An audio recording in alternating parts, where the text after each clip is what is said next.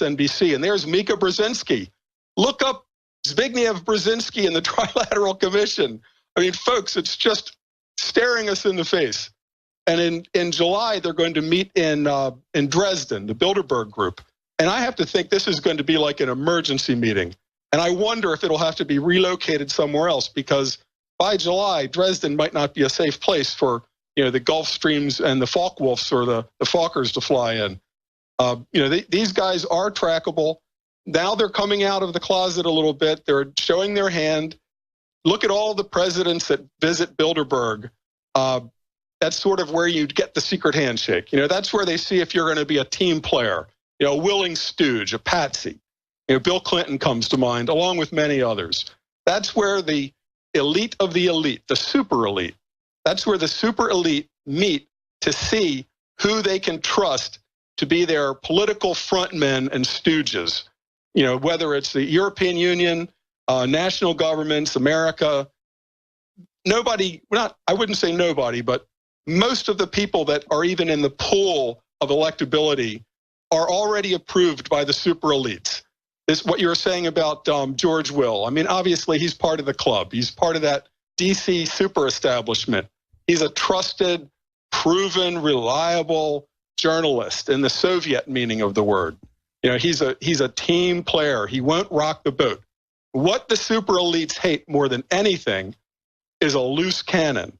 Somebody who goes off script, somebody who can get a mass audience. Hello, InfoWars. This is something wonderful you've been doing for years and years. You can be belittled, you can be called whatever, a conspiracy theorist, but it's pretty funny now. They go and cover Davos and Bilderberg, and there's an InfoWars reporter. Now it's suddenly not quite as conspiracy. Now it's just reality. And I think that this summer, if Europe is not in full all-out, Islamic versus European civil war, I'll be happy. I mean, I don't want to be right about these things. I'd love to be wrong about these things. But I wonder if Bilderberg is going to be able to even take place. Similar to Cleveland. If you look at this in California, what they're doing just at Trump rallies, imagine what a big purple bug light Cleveland is going to be. It's going to bring the black bloc, out of the woodwork. And these guys don't live under bridges. They're paid. They all belong to committees of, political action, non-governmental. Yeah, you're talking about the so-called anarchists that are actually Maoist youth brigades funded by the major foundations.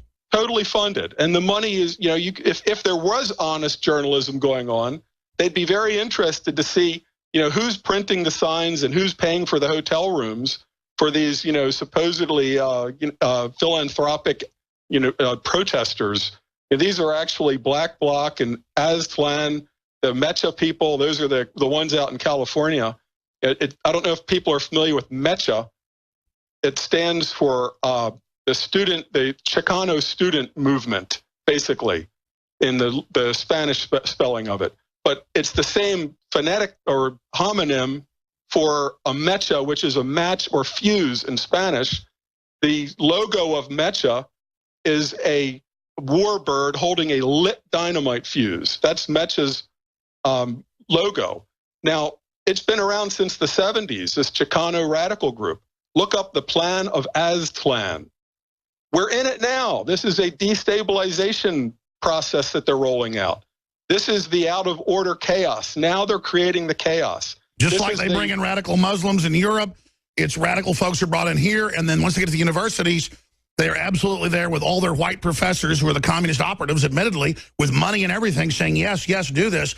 It is such a sickening plan, but you mentioned last week this. It's in the news today. I'll dig the article out, mainstream news. Europe preparing for civil emergency. Experts call it martial law, and they're preparing to suppress political speech in the next 6 months. So Europe is going under official martial law, civil emergency already. It doesn't matter. It can't. It's their plan is when the tiger breaks out of the zoo, we're going to jump on the tiger's back, put a bridle in its mouth, and then ride it back into the zoo and lock it back in. Good luck with that. They don't have the bench. They don't have the troops. Belgium was completely overwhelmed by what happened on one day. They had no bench. They've got nothing. There's no reserves.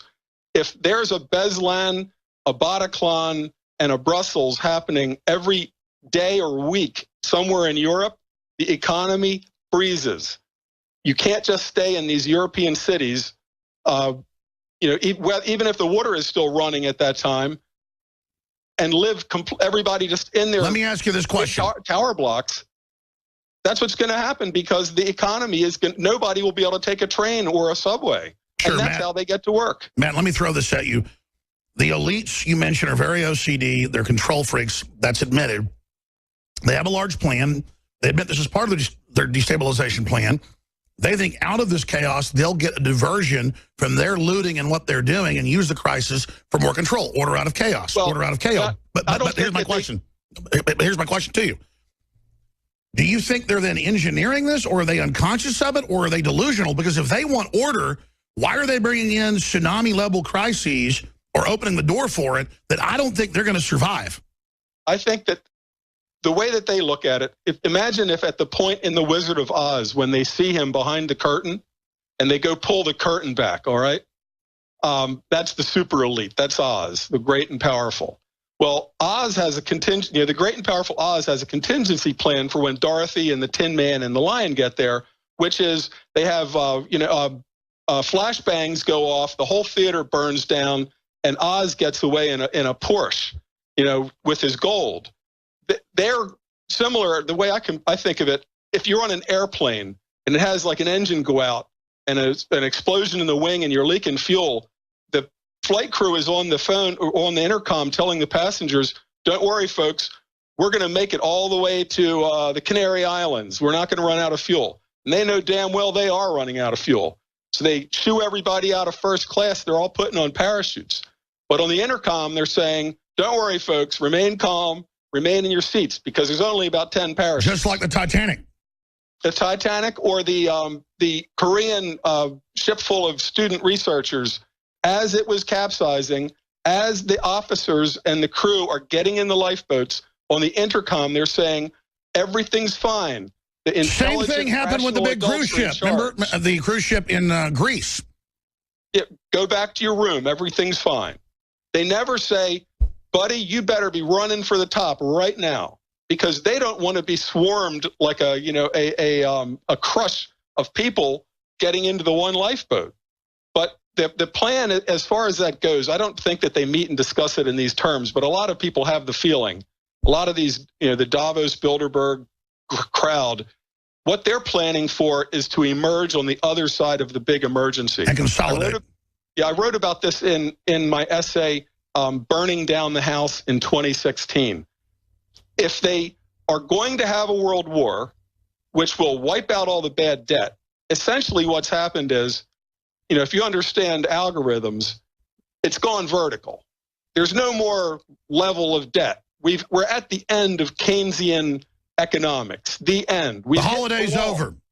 We've hit the vertical wall. We can't invent it. We've got zero interest, which means shoveling money to Wall Street, but this is like hitting Frankenstein with the paddles. Come on, Frankenstein, he's not dead. Look, Frankenstein's not dead. But if anybody thinks that the actual economy is going to get up and start moving again, they're completely dreaming. That's right. There's flies all over Frankenstein. He stinks. Arms are falling off. And they're just saying, look, he's never looked better. Obama said the economy's never been better. And it's like Frankenstein's head falls off. We'll be back with our guests straight ahead to get more into this, because they admit, I have the stacks of articles here, mass immigrant waves are just intensifying everywhere as the third world sinks. So what's the chain trigger? Everything he's saying while he's talking, I just have stacks of news basically saying the same thing, but telling us everything's okay.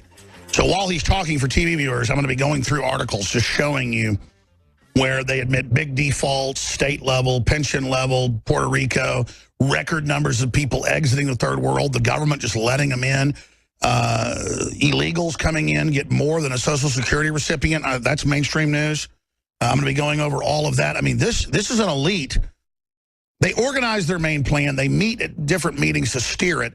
But because we've exposed it and others have exposed it, and you've exposed it, more and more, they are going to a policy of just going, okay, there's world government. Or George Will, in the article I mentioned earlier, says, quote, a convention's sovereign duty. Oh, they're sovereigns. That means royalty. The Republicans, the party. That's like the inner party in China. The Central Committee. The convention's sovereign duty is to choose a plausible nominee, they decide, who has a reasonable chance to win. They decide who can win, not to passively affirm the will of the people of a mere plurality of voters recorded episodically in a protracted process. I mean, that is falsific sophistry. I mean, it is total pseudo-intellectual tripe, a fancy way to say your vote doesn't count. Well, guess what, you little con artist, George Will? You guys have been acting like that vote counts, but because we're not selecting who you want, you say it doesn't. You say you passed a rule back in the 70s. We didn't try to use it till now. The last time you thought about it was with Reagan. Now, I'm going to go back to our guest. We're about to start the next hour, but continue, Mr. Bracken, with where you say we're going and what the establishment's going to pull and these different waves. The debt bubble, the massive migrant invasions, the social justice warrior, Ford Foundation, radicalization program. I mean, what do you think the elite's thinking? I mean, I got your allegories that were excellent of the Wizard of Oz. Well, what he'd really do is, if they caught him, he'd blow up the palace, have a pre-produced fake video of Dorothy being a suicide bomber, when really he blew it up and flew off in his jet copter to his next base. But, I mean, I don't think they're going to get away with it. Look at the arrogance of all these people thinking they could just steal an election. It's not flying. I mean, I really think in history it shows that megalomania becomes a delusion in and of itself, and the elite's biggest enemy is themselves. Yeah, it's interesting, the jet copter. The super elites do have a few small Achilles that are exposed. Obviously, if you're a Sun Tzu fan, you minimize and hide your own weaknesses. Well, one of their weaknesses is security and their paranoia about security, which is really why it's so rich when people like Zuckerberg talk about the need for America to bring in way more refugees, while he has a 700-acre estate on Kauai on the North Shore, with like Blackwater security keeping everybody out.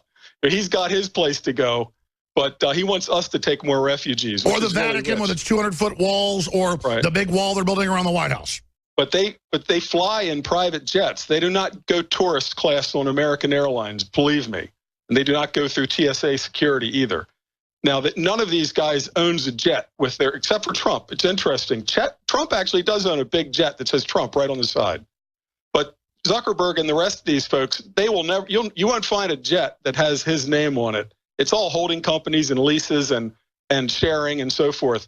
But when they're flying to Bilderberg in July, it'll be very interesting to see, the flight schedules, and then sort of untangle the tail numbers, because that's the big guys. That's the big guys. You can track them by their Gulf streams for sure. Absolutely. And they're building a world that will destroy them historically. It's like the Rothschilds, at some level, funded Hitler, and then Hitler did kill some of them in France. It's like, well, they think they can control everything. They can't control everything, but I think that their plan is to emerge on the other side when the fire's down and the ashes are cooling. Then they can fly back from Patagonia or New Zealand. Exactly. Stay there. They're all going to New Zealand. That's right. We'll talk more about your research, how we stop this, with Matt Bracken straight ahead. I'm Alex Jones, Infowars.com. Check out his site, enemies foreign and domestic. We are now into the second hour. I'm Alex Jones, your host, Matt Bracken. As you can see right there, let's punch up the side camera. I love it. I bet he thought that was like a 3-minute break, not a 1-minute break, but he's right over there when he comes back.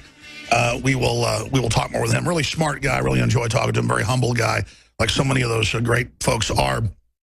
But in a moment, he'll be coming back. Here are some of those articles I was mentioning. As deadlines come and go, Puerto Rico's debt crisis grows. CS Monitor. A canary in the San Juan coal mine is what Bloomberg says. Here's another one. Puerto Rico will default on government development bank debt. Again, what does that signify? Again, what will that mean? And then as he's speaking here, this is a short segment, long segment coming up, I'm going to go over some of the other articles about illegals to get more money than Social Security recipients. That's official. All of this. But really overall, there is a hatred of the West, of Americana, of free market by the elites. That's why they're desperately trying to consolidate power. Matt, I've been asking a lot of the questions. This is a short segment, but getting back to other points you want to impart to folks. People should look at history in a lot of respects in terms of wave theory. Look up what a Kondratiev wave is. which is sort of a multi-generational